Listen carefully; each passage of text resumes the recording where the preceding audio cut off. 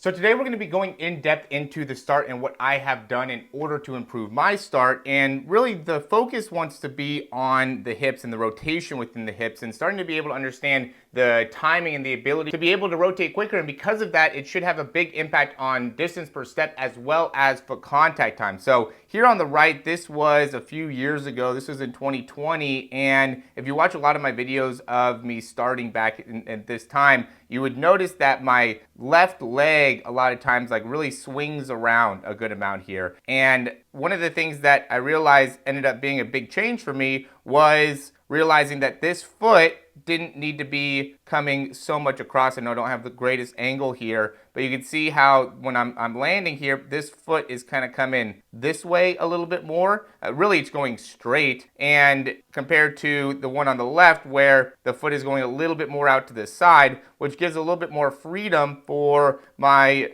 leg to be able to come through. And that's an important thing to be able to recognize and understand, that that first step, we really want it to be landing a little bit to the outside of the hip would be best case scenario. We don't want to end up being too much on the inside with this foot, because what it does is it makes it so then this left leg ends up having to come a little bit more around here, unless you have really a ton of range of motion. But even for, let's say, women who typically have more range of motion in the hips, that would be even more of a reason to be able to go a little bit more out to the side, because even when you land forward, then you still want to be able to create as much of a hip flexion activation as well as an internal rotation. And so the more forward you are, the more really limitation that you have in being able to do both of those movements, because they're really just the hips in the way. If we can get that right leg to be able to come a little bit more off to the side, I know a lot of people talk about distance when you're taking this first step, and I agree, we do want to be able to get good distance, but really it's about getting this foot down as quickly as possible and landing in a position to make it so now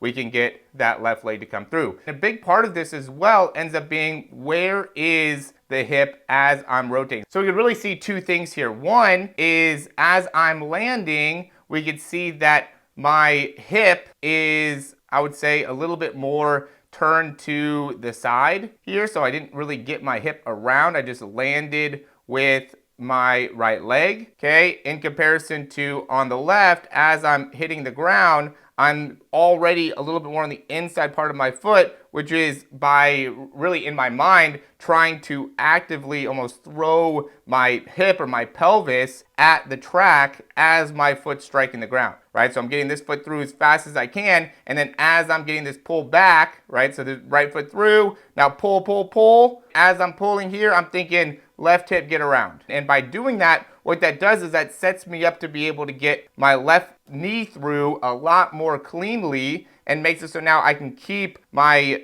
really hip and foot in more of a direct alignment, as opposed to here where I'm going a lot more around. You can see the difference in my position within my hip, within my knee, right? For this one, I'm a lot more, really, the foot is outside of the hip, right? That's like the biggest thing that ends up being a difference. And either way, I'm able to get my toe through, foot through, but it just makes it so now as I'm striking the ground, I'm able to strike the ground with a lot more of a forward propulsion. This is still not a great landing position, but I did improve my time here by about 0.12, 0.13, somewhere like that, my 0 to 10, by improving how my hip was as I was coming around. So being able to really improve there and understand the timing there really made a big difference in my time. And so that's why I'm making the video, really to be able to help you guys and being able to do some of the same things to make it so hopefully you can improve your time as well, make it so you can get a little bit quicker out of the box. As always, guys, thanks for watching. I wanted to make this video pretty quick, pretty to the point, just so you can go and watch it and utilize it. I'm going to be sending it to a lot of people that are in the program. I already talked to a lot of guys about me sending this over, because I see guys that are making this mistake as well with their hips. And not necessarily a mistake, you just don't have the knowledge, right? You don't have the information that you need that will make a big difference in your start. And obviously this isn't going to be something that's going to be beneficial for everybody. There's some people that this might not end up having the same type of results for and same type of improvements for, because this isn't a particular issue that you are dealing with. So really understand that the reason that you want to have a coach that's going to give you specific mechanic instructions is so then we can get as specific as we can in your development, in understanding what is it that you need to do, not only from a understanding and a coaching perspective and really getting a firm grasp of the start and the acceleration, the top end speed, but also making it so now you have the drills and exercises and really being able to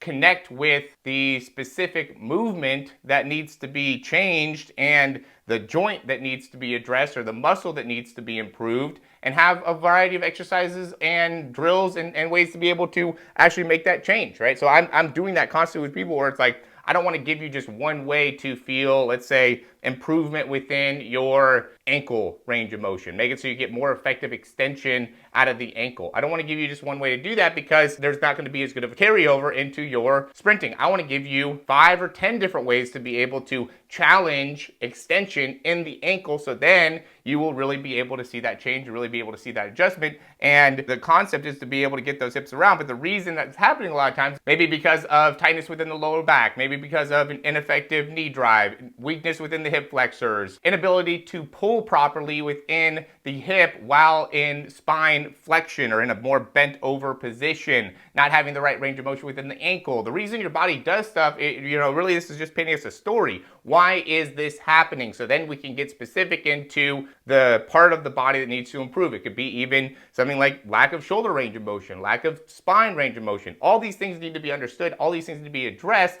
in order to make it so you can get the improvement that I know you're looking to get. And I think unless you properly address it, you will never end up actually achieving. So as always, guys, thanks for watching. If you have any questions, you can leave those down below. Like, subscribe, and check out the description to find more about our programs. And we'll continue to provide great information just like this, whether you end up joining the program or not. But I would really appreciate if you could at least like the video and subscribe, so we would be incentivized to continue to make great videos, great content just like this. Again, thanks for watching. We'll talk to you soon.